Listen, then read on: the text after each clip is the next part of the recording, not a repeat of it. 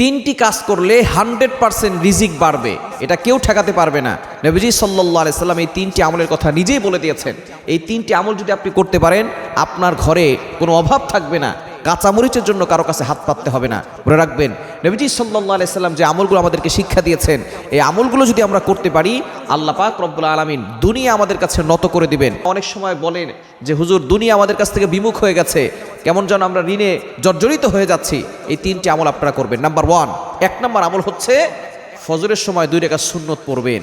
এই ফজরের 2 রাকাত সুন্নত নবীজি সাল্লাল্লাহু আলাইহি সাল্লাম জানিয়ে দিয়েছেন, এই 2 রাকাত সুন্নত আসমান ও জমিনের ভিতরে যা কিছু আছে তার থেকে উত্তম হচ্ছে ফজরের 2 রাকাত সুন্নত।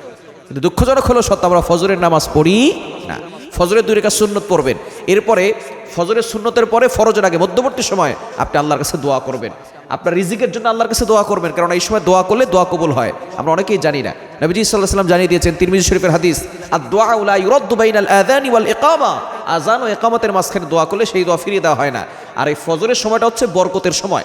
এই সময় আমরা অনেকে ঘুমাই থাকি, কিন্তু ফেরেশতারা এই সময় রিজিক নিয়ে আসমান থেকে অবতরণ করেন। কিন্তু যখন দেখেন বান্দা আল্লাহর ইবাদত না করে ঘুমিয়ে আছে, তখন এই রিজিক নিয়ে তারা জঙ্গলে প্রাণীদেরকে দিয়ে দেন। সুতরাং আপনি যদি ধনী হতে চান, অভাব দূর করতে চান, ফজরের 2 রাকাত সুন্নত পড়বেন এবং ফরজের আগে মধ্যবর্তী সময় আপনি আল্লাহর কাছে দোয়া করবেন। দেখবেন আল্লাহ তাআলা আপনার রিজিক এমনভাবে দিবেন আপনি কল্পনা করতে পারবেন না।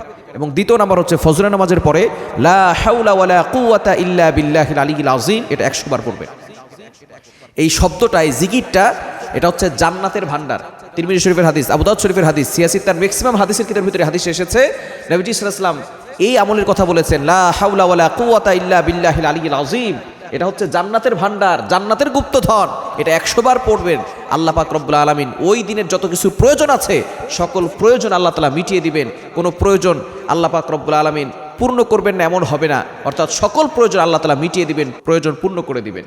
এবং 3 নাম্বার হচ্ছে আপনি বেশি বেশি করে দান করবেন, যতটুকু পারেন দান করার চেষ্টা করবেন।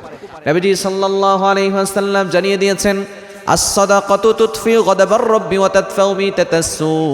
যখন কোনো বান্দা আল্লাহর জন্য খরচ করে, আল্লাহ যদি কোনো কারণে তার উপরে রাগান্বিত হয়ে থাকেন, দান করার দ্বারা আল্লাহ তাআলা তার প্রতি সন্তুষ্ট হয়ে যান।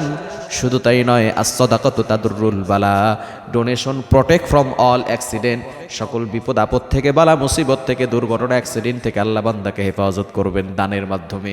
এজন্য যতটুকু পারেন দান করবেন। এই 3টি আমল আপনার কপাল খুলে দিবে, আপনার ভাগ্য খুলে দিবে। সুতরাং এই তিনটি আমল যদি করতে পারেন, 100% আপনার রিজিক বাড়বে ইনশাআল্লাহ।